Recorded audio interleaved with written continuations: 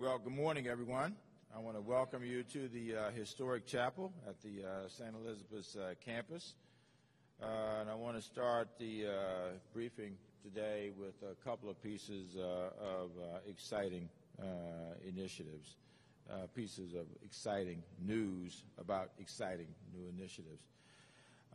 Joining me are the Deputy Mayor for Planning and Economic Development, Victor Hoskins. Victor is right over here. Thank you, Victor. And the Interim Director for the Office of Planning, Rosalynn Hughey, is here.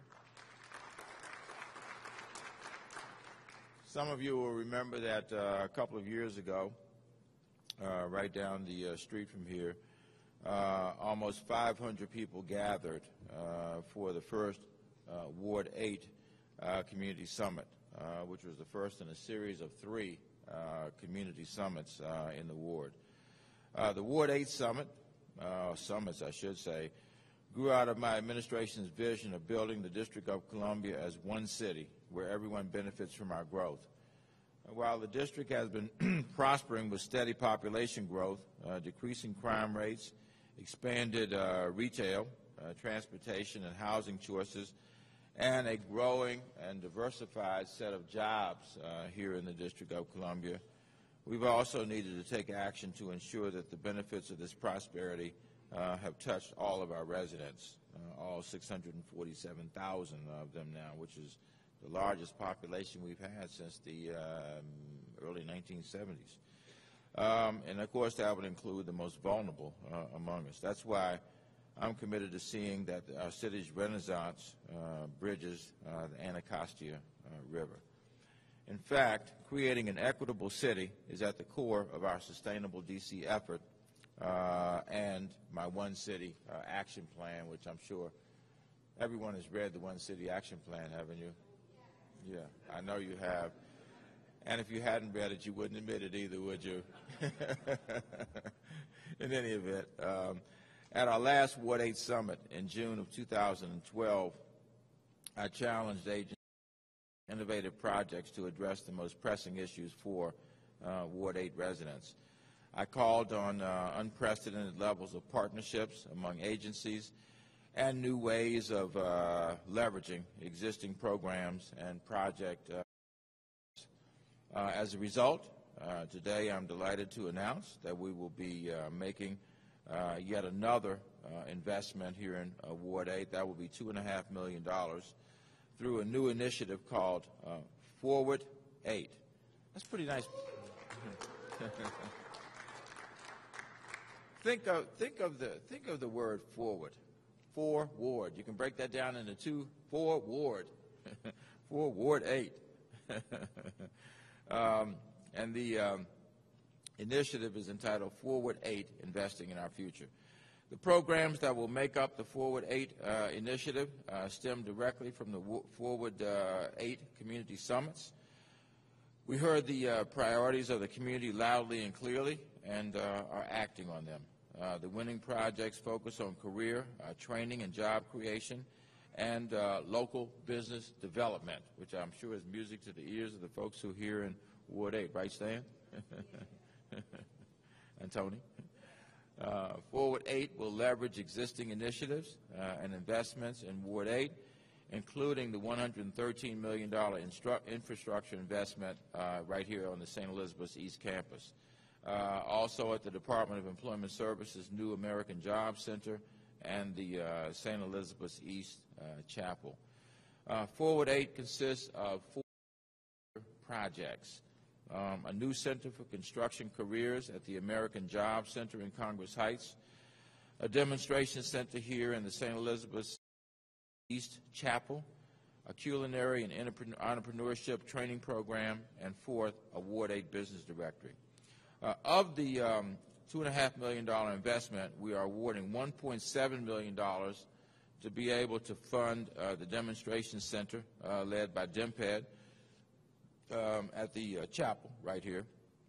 Deputy Mayor Hoskins will give you more details about our plans for the demonstration center in just a few minutes.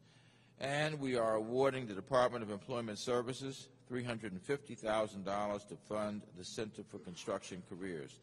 The center will provide workplace and job skills training and on-the-job training for unemployed Ward 8 residents with an interest in careers in the construction industry. And by the way, I should mention again that when we started, the unemployment level in Ward 8 was 26.9%, which is absolutely astounding. And while it continues to be high, and I wouldn't suggest that it's not high, it is now down to 17.7%, which is a 9-point drop in unemployment in the span of a little less than 3 years. And we know we're going in the right direction, and we want to be able to continue to be able to do that. Through the first source provisions in the District of the Columbia's Department of Transportation's infrastructure contracts, we will seek to ensure that every qualified person who completes the construction training will, in fact, get a job at the end of that training. There's nothing more debilitating than go through a training program and then there's nothing at the end of it for people. DOES will receive $360,000 for culinary and entrepreneurship training. Employment Services will help develop a highly skilled workforce to support the district's growing food, beverage, and hospitality industry. And DOES will provide free entrepreneurship training for Ward 8 residents looking to start their own businesses in a range of sectors. Finally, we're developing a Ward 8 business directory, which will highlight local businesses to better market and reconnect them and connect, as well as reconnect them with economic opportunities. And of course, that is a goal that we've outlined in many of our documents. The forWARD 8 initiative is about creating real and lasting economic opportunities for the residents of Ward 8. And I'm absolutely excited because I live on this side of the city. I'm absolutely excited collaborations among district agencies and potential partners with these efforts. Again, we said we were going to redevelop the St. Elizabeth East campus, and this is yet another step in that direction. All of you have seen the Gateway Pavilion, right, Mary? That is a wonderful building that was built just a few months ago, and now this is the next step in that process. So I'm going to ask our Deputy Mayor and share some information with us on these projects, and then I'm going to ask Director Hughey if she would come up thereafter. Victor?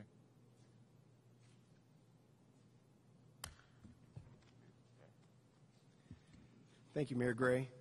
Good morning, everyone. Good morning. It's a pleasure to be here today. I want to thank Mayor Gray for his leadership and vision for Ward 8. He has listened to the Ward 8 residents and responded to their requests for continuing to invest in a community that has long been underserved. I want to thank the members of my team for their hard work and commitment to this important project. My Director of Real Estate, Jeff Miller, my Director of the St. Elizabeth Project, Catherine Buell, Andre Byers, Corey Morgan, Darnetta Tyus, and James Parks of that team.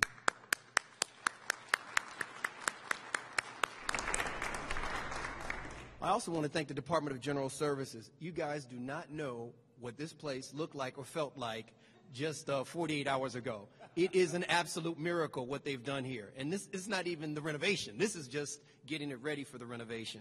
And Director Hanlon, where did Director Hanlon go? Where is it? Over there. Director Hanlon did a tremendous job.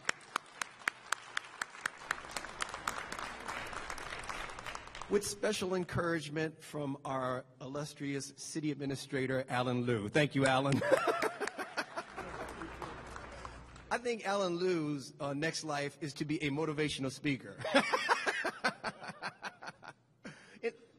Right, exactly. In addition to that, Octo has done a tremendous job. That's the Office of the Chief Technology Officer with Mancini and his team have done a tremendous job and will be a great participant in this project, so I want to thank them also. When the mayor launched the 5-year economic development strategy, the mission was very clear: grow and diversify the district's workforce for the new economy. To achieve our ambitious goal of generating $1 billion in new tax revenue and over 100,000 jobs in the next 5 years, we targeted key sectors. The technology sector plays a vital role as a fast-growing sector and offers numerous opportunities for job growth. The RISE Demonstration Center at the Gateway at D.C., RISE stands for Relate, Innovate, Stimulate, and Elevate. This acronym came from the community. This is what they've asked us to do.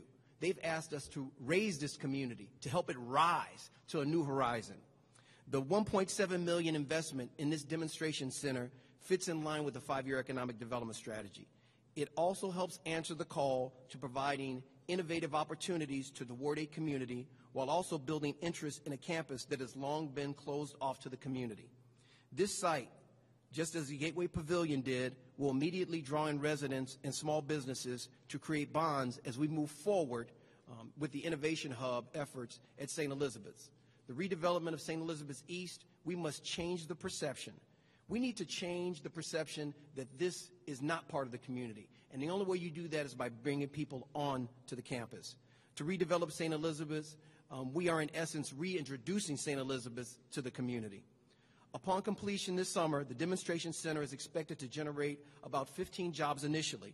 And we're hoping that these jobs will grow in a similar way that Union Kitchen has grown. Union Kitchen originally started with just a few companies and like 9 or 10 employees. Now it's over 50 companies coming out of that center with over 300 employees across the city. And 19 of these food trucks went from food trucks to becoming retail outlets for food, which is fantastic. That's the kind of explosion we'd like to see. 1776, another investment we did.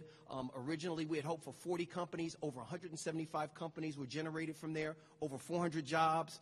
That's the kind of explosion we want to see here, explosion in growth in companies. There's going to be a flexibly designed conference center. There's going to be a lab area for companies, a smaller classroom areas to help job training and job placement services. And we envision this demonstration center as a multi-purpose destination that will serve as a portal for the community, providing opportunities not for programs, but also for, most of all, people. This facility will continue to build on the excitement created by the Gateway DC as we push forward with Ward 8. Thank you so much, and I'll turn it back over to the mayor.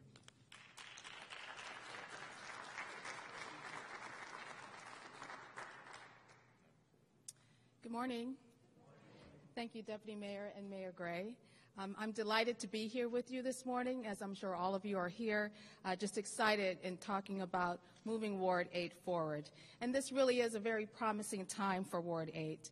As the mayor mentioned, since the June 2011 summit, the September 2011 report back town hall meeting that the mayor conducted, and the June 2012 summit, Ward 8 has really continued to, in fact, move forward. And doing those dialogues with you during the community summits, we learned a lot. We learned that you wanted us to prioritize our revitalization efforts. You wanted both those tangible physical improvements in your neighborhoods, and at the same time, you wanted the support from the district government so that your residents and businesses would be empowered through skills development, job training, and pursuing their entrepreneurial aspirations. You wanted to capitalize on the great talent that already resides right here in the ward with your residents and with your businesses. And working with the community and, of course, with the mayor's leadership, our accomplishments since that time has been great. We've had just a number of investments from transportation and infrastructure improvement projects like the 11th Street Bridge, the Circulator bus service, to the beautiful Gateway Pavilion that the mayor referenced earlier, to the Illuminate festival that was held in the summer of 2012, where we actually activated a vacant space with programming and arts and culture. And we can't forget the many school renovation projects that we've seen from Anacostia High School and Ballou High School. And then to a group of citizen volunteers who attended those first summits, those citizens took upon themselves to take on a business district beautification project where the residents themselves actually conducted assessments of commercial corridors and presented recommendations on how we could improve those. And so today it's very exciting to be a part of the mayor's announcement for continued investment. And some of you here may have attended those summit activities back in June 2012. I know Commissioner Cuthbert, many of you participated in those activities and those dialogues where we presented these potential projects and we spent time vetting ideas with you. And so we took all of that feedback that we heard from you and we worked very diligently with our partner agencies, with the Deputy Mayor's Office, with the Department for Small and Local Business Development, Housing and Community Development, Department of Employment Services. And we really wanted to coordinate our approaches and collaborate on our programming and resources. And so we wanted to take the time to really get it right. We wanted to give you, return to you what you asked for and to focus on those priorities. And those were building resident skills, placing people in jobs. So as the Deputy Mayor mentioned, you know, getting that training is crucial, but at the end of the day, a person needs a job. And we wanted to improve opportunities for small business development. All of this to lay the groundwork for new business and economic development throughout the ward. So today I'm thrilled to be here to congratulate the Ward 8 residents and to congratulate the district agencies for their continued work. And I look forward to working with the community and our partner agencies as we implement these projects. Thank you.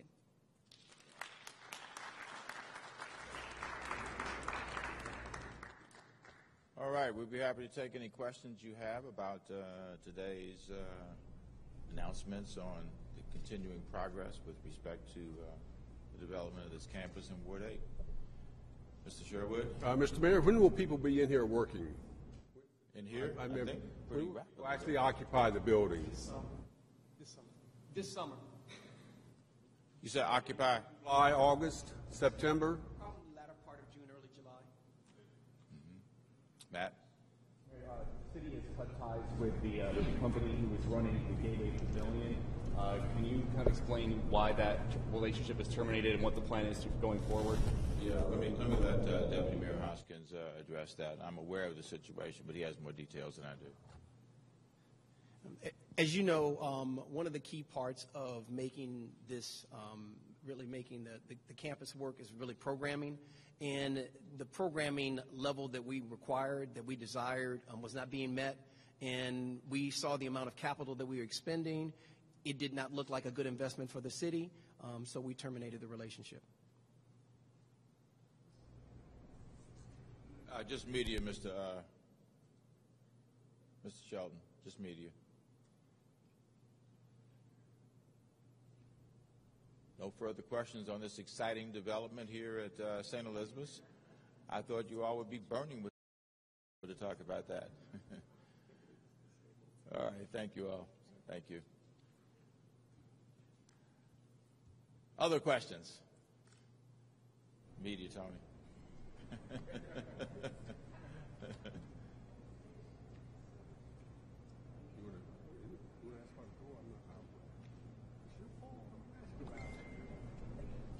Mr. Sherwood? Mike DeBonis asked a question, but he's still suffering from his honeymoon. Is that what he's suffering from? I was trying to provoke him instead of saying something. He doesn't look like he's suffering to me. He actually got a haircut. The NBC4 WAMU poll, Mr. Mayor, with some good news for you. You're leading with a good lead over Muriel Bowser. The bad news, a lot of people are still worried about the 2010 campaign. A quarter of the people thought you did something illegal. 46% thought you did something unethical. I'm sure you've had time to discuss it, look at it with Chuck Thies. Your thoughts about the poll, where two-thirds of the voters say they'd like somebody new? Tom, I really have not looked at the poll in great detail, and actually Chuck and I have not had a conversation about it. What I would prefer is if you all have questions about the campaign, I've said this in sessions before, let's do it afterwards. Let's keep this on the subjects of governing the city if we can, and I'll be happy to try to answer whatever I can about that, not having read the poll. I've heard some of the results, of course. Although when the Washington Post editorial page endorsed your opponent, Muriel Bowser, campaign, I was referred to your press office, which referred me back to your campaign. I never got an answer. So if you can assist us with that, I'd be glad to follow. So they've got you going in circles, Mr. Sherwood? I actually didn't know that. You and I have seen each other, though, and I've talked to you at the times that I've seen you, haven't we? Haven't we, Mr. Sherwood? We're doing fine. Sam. Councilmember Tommy Wells yesterday called for the resignation of your deputy mayor for public safety and the fire chief. Your reaction? I couldn't hear you. I'm sorry, Sam. Councilmember Tommy Wells yesterday called for the resignation of your deputy mayor for public safety and for fire chief Ellerby. What is your reaction? I think it's a ridiculous political trick. You know, Paul Quander, and because, you know, a lot is focused on Chief Ellerby before, so I won't get into it. Paul Quander has done an outstanding job with public safety in the District of Columbia.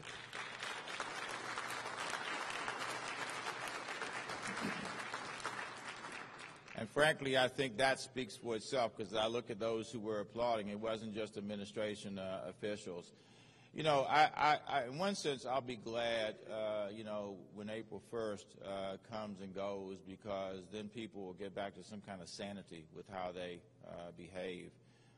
I notice this, you know, the further down some of these people go in the polls, the more desperate become some of the tactics.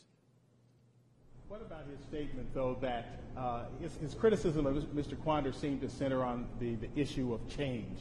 He's saying that he's saying that the department needs major change. He's arguing that the Deputy Mayor Quander is saying the department doesn't need change, and that this particular incident involved individuals and their problems. I think if you're talking about the Mills case, I think that clearly was focused on specific situations. There was a very detailed report that was done, Sam. I'll ask Deputy Mayor Quander to summarize the report, but you know, there are changes that are taking place in the fire department, and I think you know about a lot of those changes. But to suggest that a specific incident should be put at the doorsteps of the need for systemic change, I don't agree with that either. So I think the mayor just summarized it. The Mills case focused on individuals who had a responsibility, and they failed in their responsibility. The report is quite detailed. It doesn't contain conclusory statements.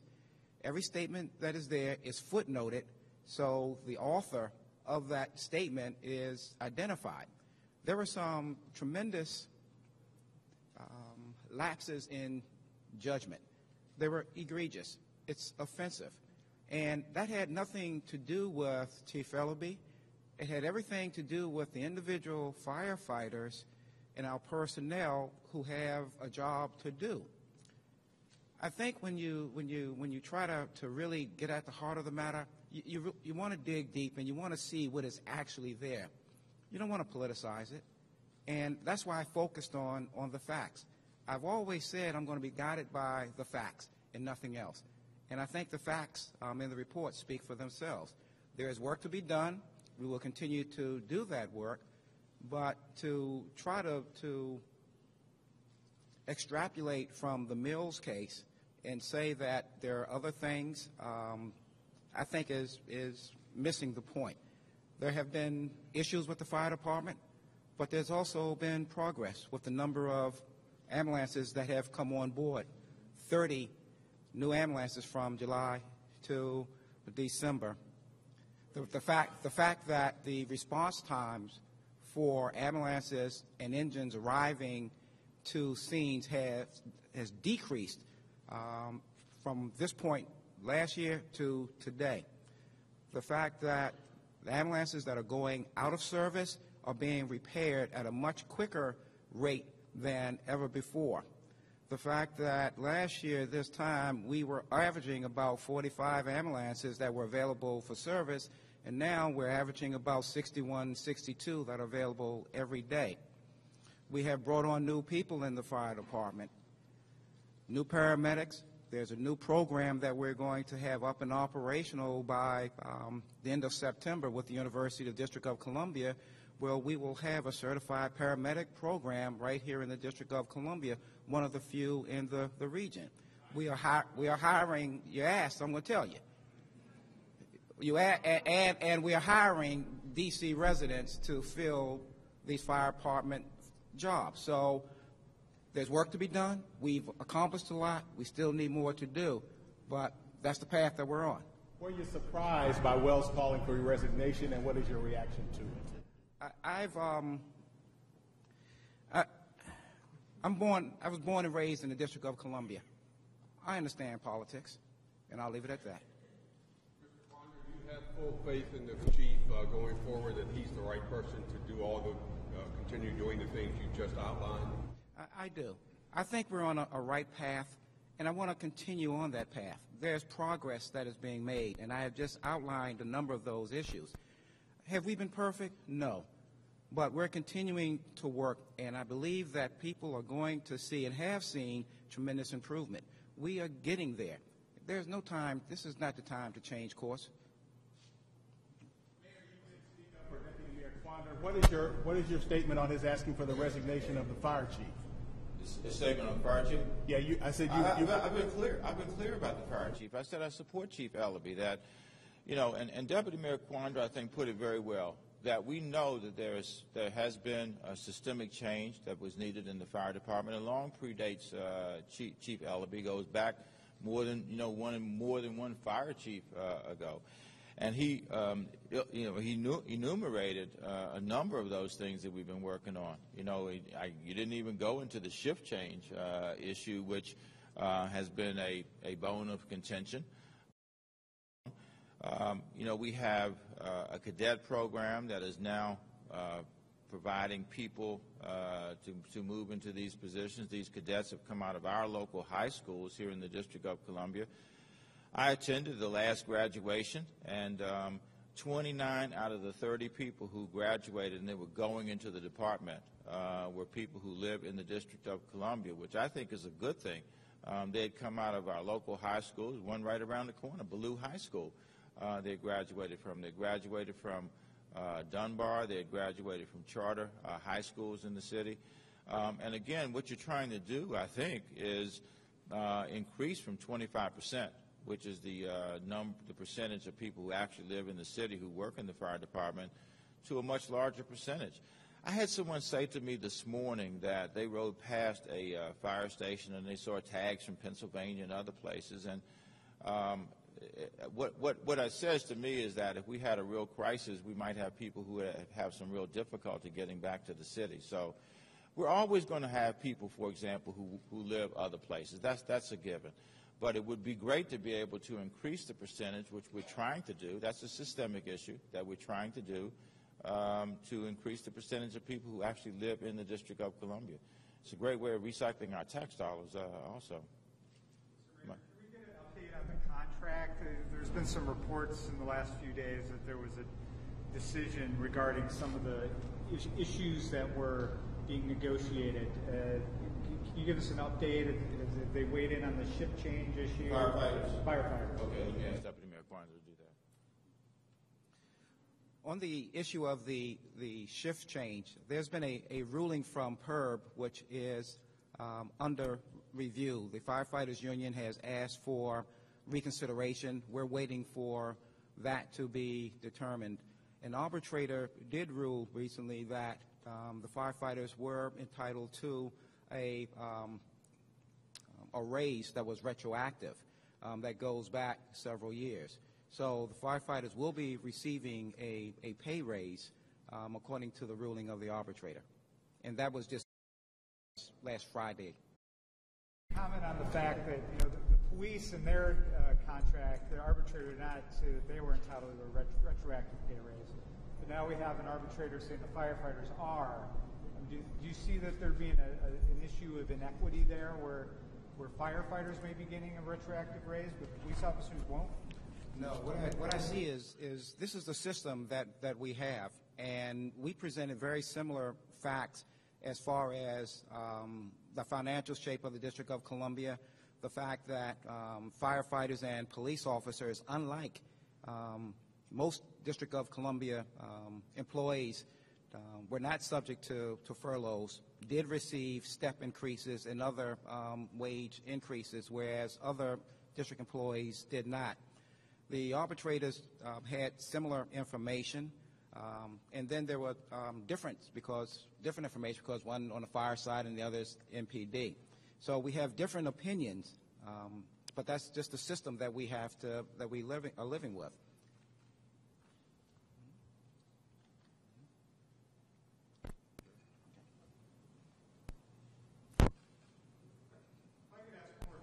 Fire department, Mr. Mayor. This is coming up more on the campaign trail. This would be, I want you to feel this one.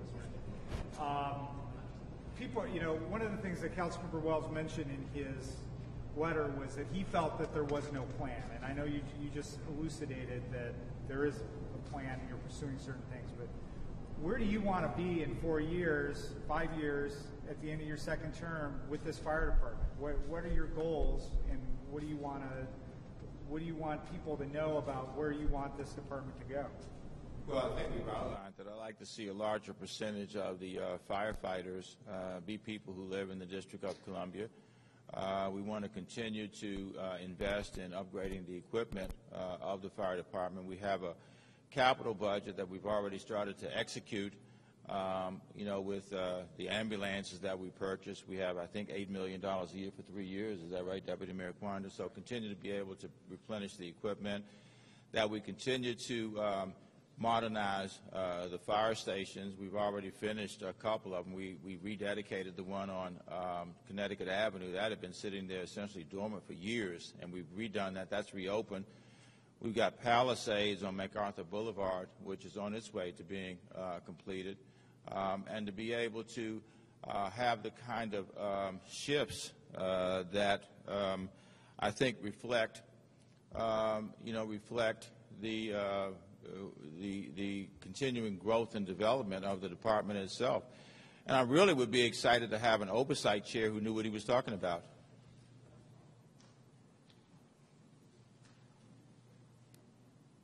Yes.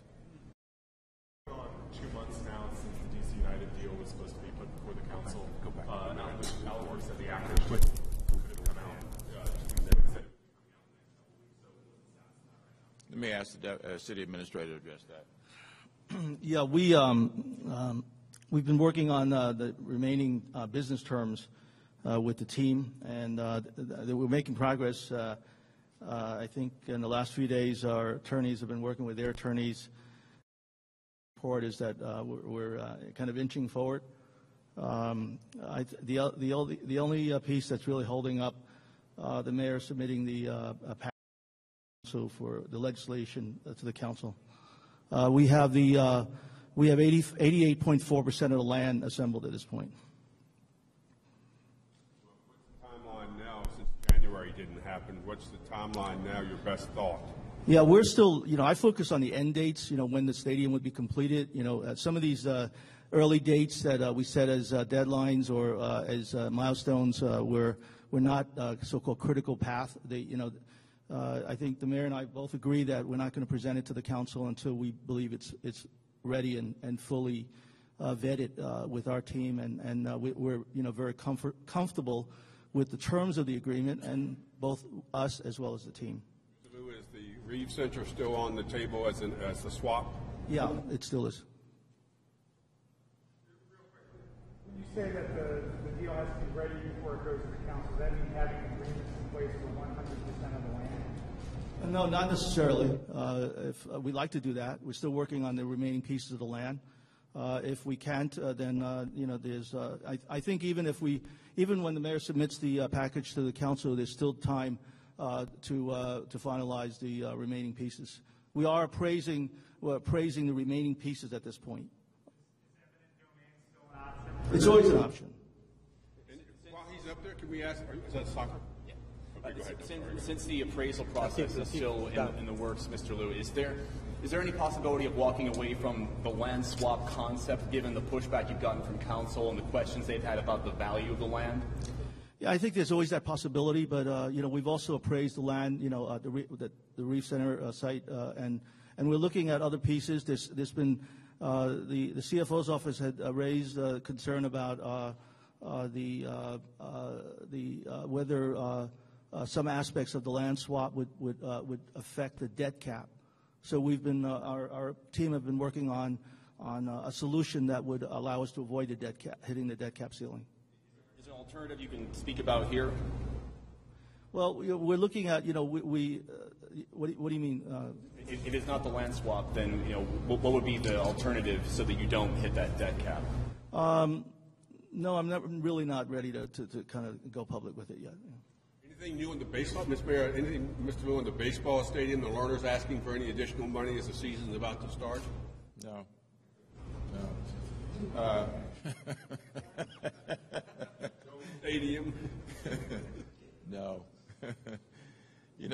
On the issue of the Reeves Center, just to add to what the city administrator said, there are independent appraisals that are being done so that we can assure at the end of the day that the assessed value of the property has been determined by those who are outside of this deal. And there's more than one person involved in that.